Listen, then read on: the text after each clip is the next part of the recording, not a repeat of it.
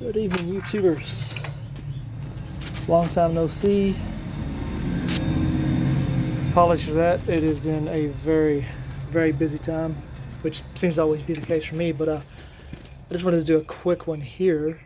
This is a 2017 Kia Optima, but this can actually apply to any and all vehicles.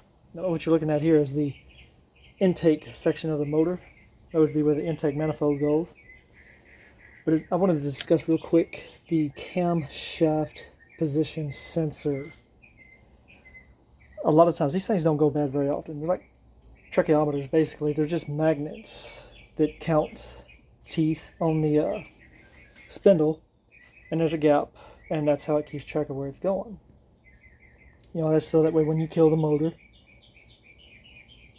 the ECM or PCM, depending on vehicle, will know where the number one piston is, and this determines firing order on crank up.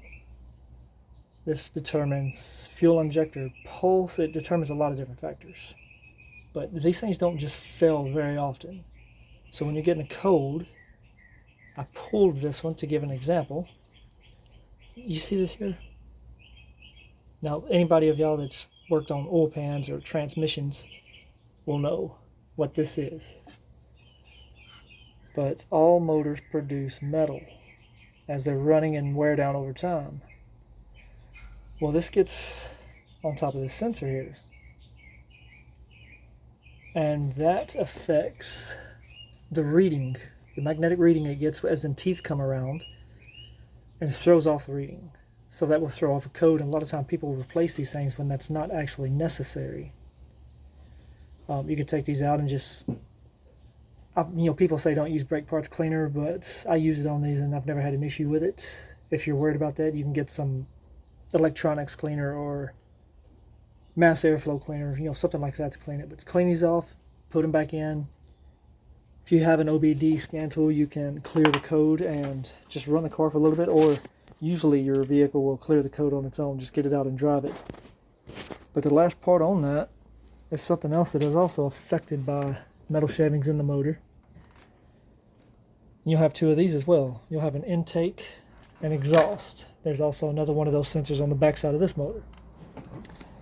These are variable timing valves. Here's your intake variable timing valve, and back here is the exhaust variable timing valve. They'll be on different locations on most motors, but almost all of your new vehicles will have these. Well, they have a little fine mesh screen in there, and this same stuff gets on that screen and will stop it up. And this has a huge effect on how your vehicle runs. It will just run bad.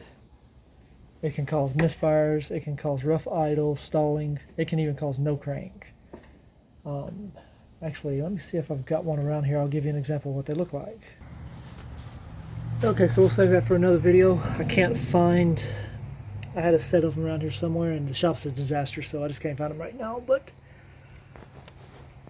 we'll do a whole video topic on that another time.